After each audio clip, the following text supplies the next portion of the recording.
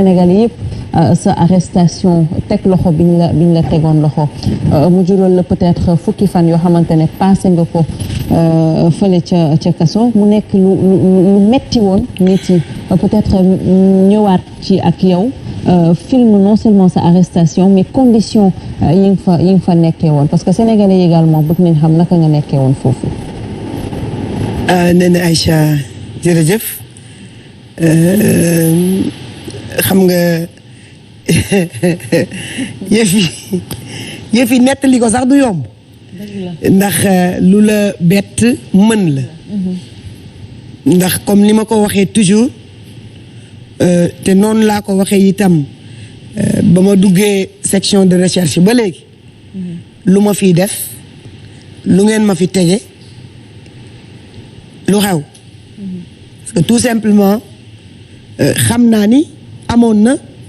marche de l'opposition bu ñu préparé déposé ko am na sax dafa mel ni genre piège bu am ci diggante bi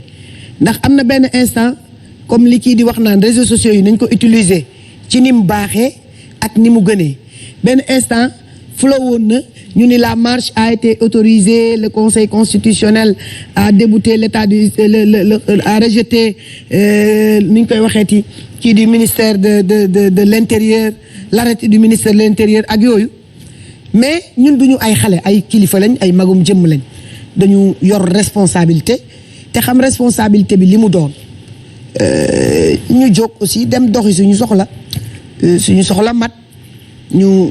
jàdd ak suñu njaboot ma leen di nuyu de passage parce que sama njaboot dañu vacances yi tudd naa leen ba ku wax léegi ni ma ndax sa njaboot bi ñu ngi ci jàmm ànd ak ñoom dem jaar kër Barthélémy Diaz te bañ fay dem it ñàkkul ni laaj nañ bañ ni presque dara xew fa lépp jeex na ay gendarme daal ñoo fa toog taxaw ci bunt bi ñu dem fa biñ demee aussi ñun ku ñu xam dëggantaan xam ne wax dëgg yàlla ñàkkuñu yar ci respecté nit waxatuma laa nit bu sol tenue parce que loo joxewul kenn du la ko delloo te man yàlla def na ni réew mi comme li Omar Faye wax sànq rek nit ñi jox nañ ma cër wax fa dëgg yàlla kon cër biñ ma jox dama koy delloo ak nu mu toll première kii bi ma romb dama leen woon sama kaat leen si Barthélemy laa jëm ñu ne ma demal ma dem taxaw si bunt bi yëkkati sama loxo ni Barthélemy man la tata Mame Diarra le temps que Barth di wax gardien yi wàcc leen ubbil ko parce que loolu Barth mi ngi ma ko wax à la cave la ma ko nettali ni ma waa maire man le temps que ma naan wàcc leen ubbil ko ñu am ko keneen ki taxawoon si kaw ni ma maire bi jàpp nañ ko yóbbu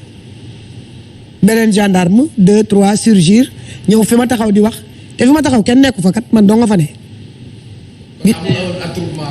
moo ban attroupement amul attroupement Cheikh ñoo ngi taxaw ñoom nii ñeneen ñi taxaw beneen peloton gendarme bi sax wonewuñu kanam ginnaaw la ñu wone taxaw y avait rien des journalistes nag foo dem fekk leen fa ñu yor seen caméra enquête d'information ñu nga fa woon tama xam nga ñenn ñi nuyu la ma jàll parce que dama takkoon sax masque ñëw pour man xàmmeewuñ ma quoi biñ may jàpp pour man biñ may jàpp xàmmeewuñ ma parce que man dama takk masque maa ngi sol benn leggings ak sama chemise longue retroussé ko ak sama benn kii bu may takk parce que aussi du tous les jours laay sol grand boubou parce que man lu mu bon ñëpp xam nañ ni je suis toujours généralement en jeans en pantalon du may génn sama dox sama soxla te kenn du ma xàmmee xam nga parce que aussi xëy na dund bi noonu la Italie laa lekkoon tàmm naa ko su ma fii rek laay sol grand boubou su ma génnee si biti pantalon laay sol xam nga dox sama soxla c'est normal pour man bi ñu may jàpp vraiment xàmmewuñ ma après waa ji ñëw daal di ma maire waroo taxaw fii nangam commandant bi ne embarqué la du commandant adjudant major fu ma la xamee bu nu jàkkaarloo sa gémmiñ gu tuuti xam nga ni xam naa la embarqué la ma nga takk casque ba mel ni ku jëm ci guerre ma ni waa dugg yeeg toog man xam nga man du ma résiste man yooyu du ma ci fekk man parce que nekk foofu di def affaire ñàkk fay présenté wu naa moom sax xam naa xëy na gisul bi may présenté wu waaye loolu mooy maanaam xeeb nga ñi bàyyi kii xeeb nga sa nit yi nga xamante ne yaa leen fa teg des gendarmes comme toi même bu fekkee yaa leen commandé ma je sais pas parce que xaw ma ko noonu mais je sais que ni c'est l'adjudant-major qui dirigeait les opérations parce que buñ may doon transféré moo toog ci kanamu oto bi ak ñaawaayam ma daa di ni ko yow yow lan la yow dag ma arrêté mu ne non du man daa di loxoy du man daa di avancé tëj bunt bi ma toog jàpp sama njàmbur bañ atterrir section de recherche ma toog fa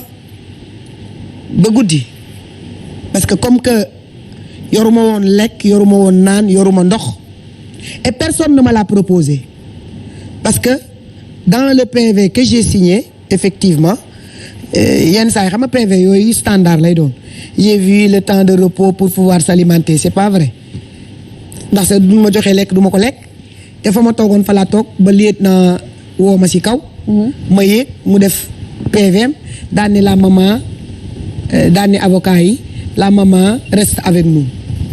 gentiment je l'ai dit avocat maître Ousseynou Fall que je remercie au passage que ñëpp xam nañ ni mag la 71 sur ses 71 ans wérul mais dafa xaw a xuloog sax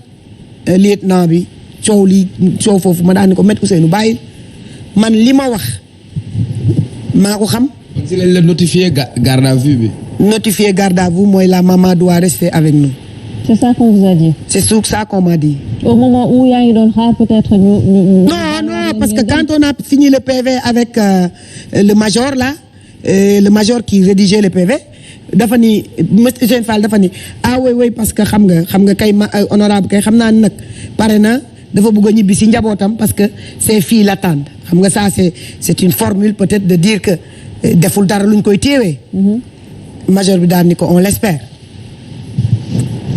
Ils ont déjà reçu l'ordre de me garder à vue sans pouvoir même gisuma lu ma garder à vue man tamit comme man yàlla def na ni sàccuma nee na Aïcha fenuma lebuma xaalis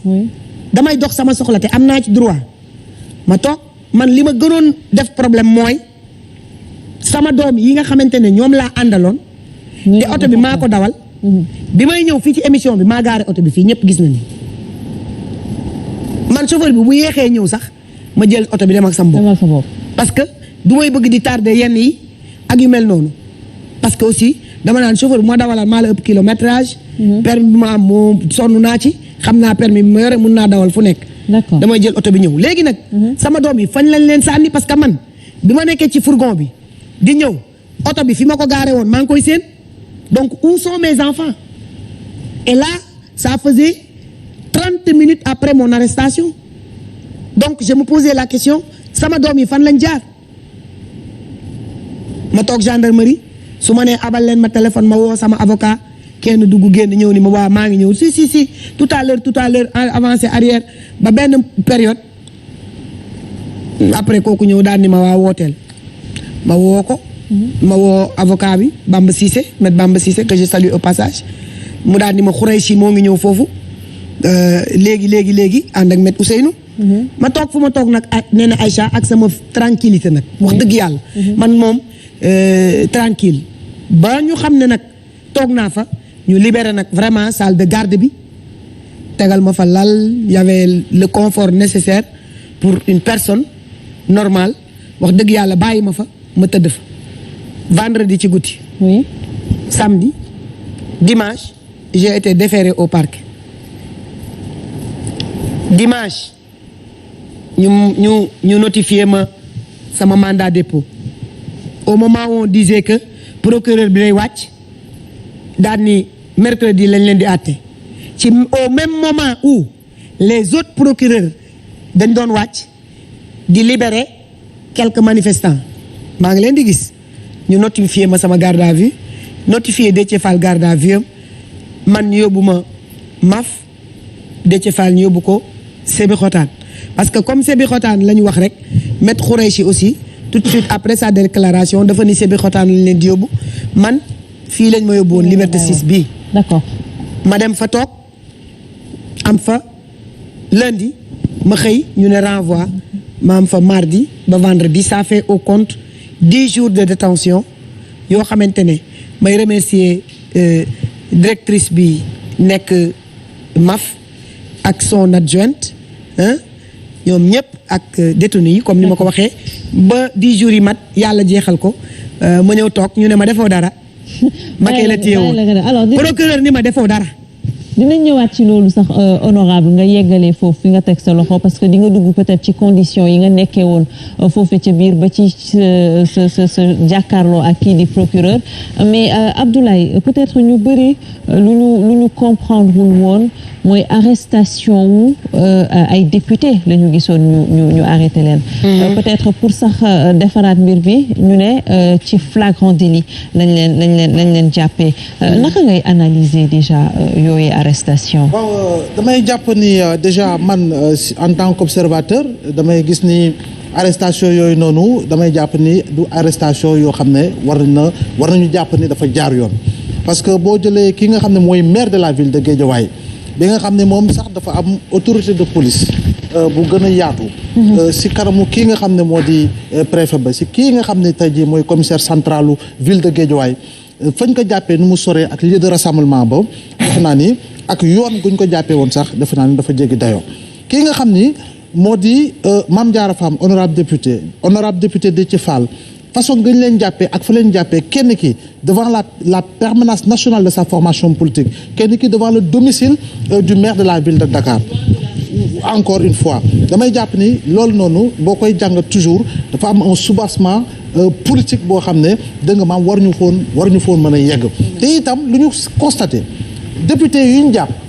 député opposition ba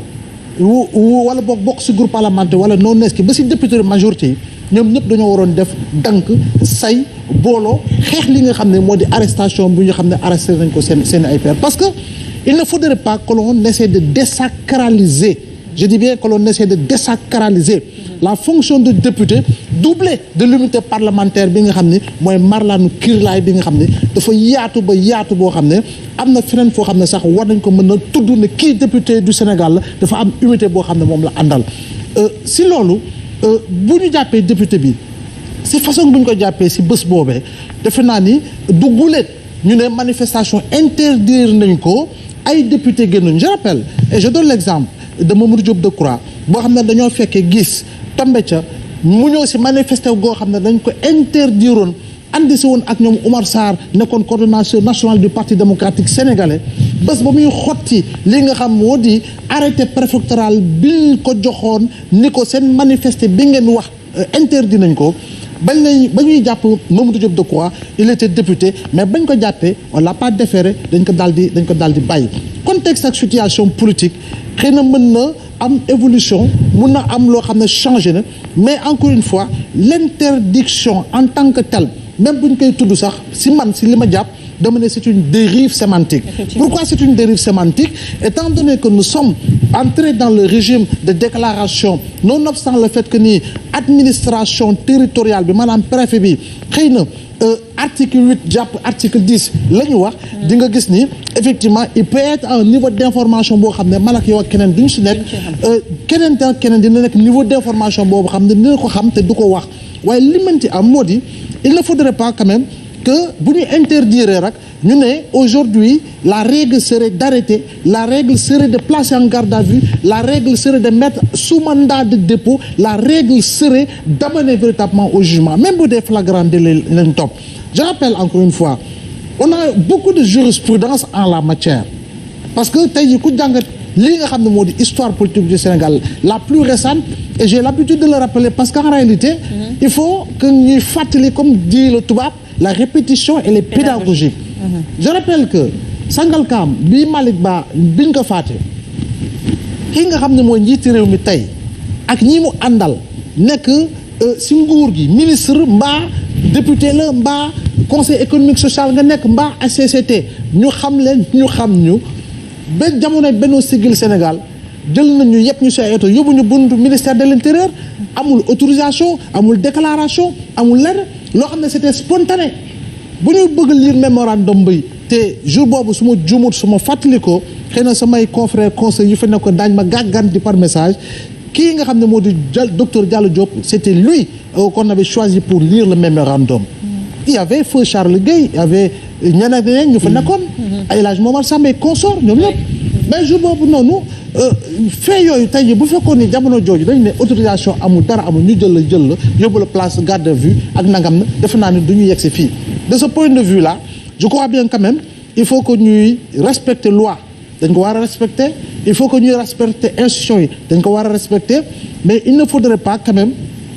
yenn façon arrestation yi ñu koy constater et par rapport à des faits politiques par rapport à des faits de manifestation yoo xam ne interdit nañu wala autorisé nañu lu si mënti am nu war ñu respecter autorité bi nga xam ne jël na décision même bu fekkee ni décision bi war nañ ko mën a attaquer war nañ si mën a andi li nga xam moo di jàngat jël le contre-pied par rapport ak li mu avancé mais dans tous les cas arrestation yi man nu ma ko mën a jàngatee mooy arrestation yoo xam ne daal jaarutu woon yoon ba ñuy jël nit ñi di leen yóbbu fii nga xam moo di jugement donnant l'impression de vouloir mettre une épée de Damoclès ci seen kaw bopp ba nga xam ne suba bu ñu interdire amaana ñooñu daañu moytu wàcc ci terrain bi même bu fekkee ni sori nañu lieu de rassemblement bi. Alors oui, même